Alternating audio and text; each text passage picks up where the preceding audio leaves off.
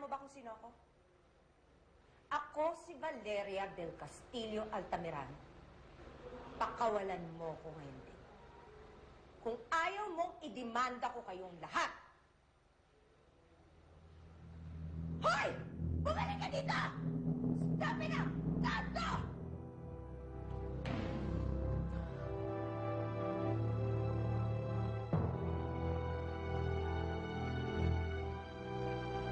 Wala ka pa rin pinagbago, Valeria. Mataas pa rin ang lipad mo. Kahit nakakulong ka na. Soledad?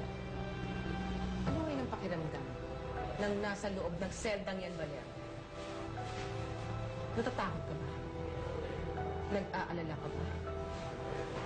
Nagagalit? Nalulungkot? Dahil lahat ng yun, lahat ng yan ay naramdaman ko nung pinakulong mo ko.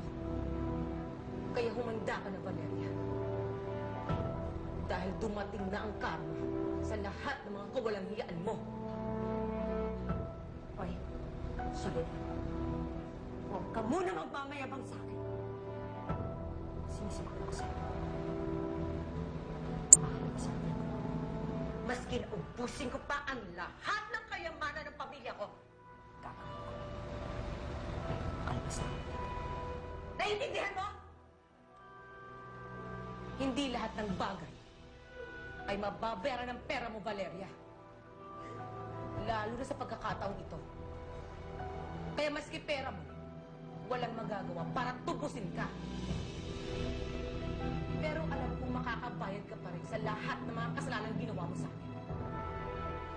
Dahil alam kong makukulong ka na dyan ng habang buhay.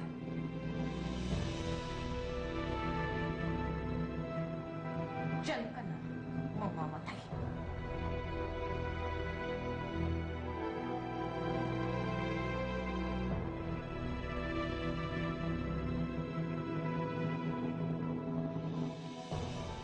Paano ka nakakasiguro hindi ka na niya mahal?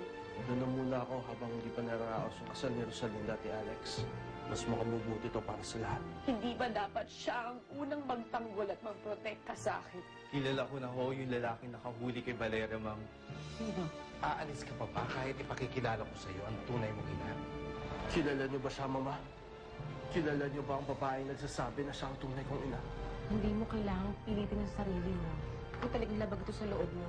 Dahan mo siya at sabihin mo lahat ang nararamdaman mo.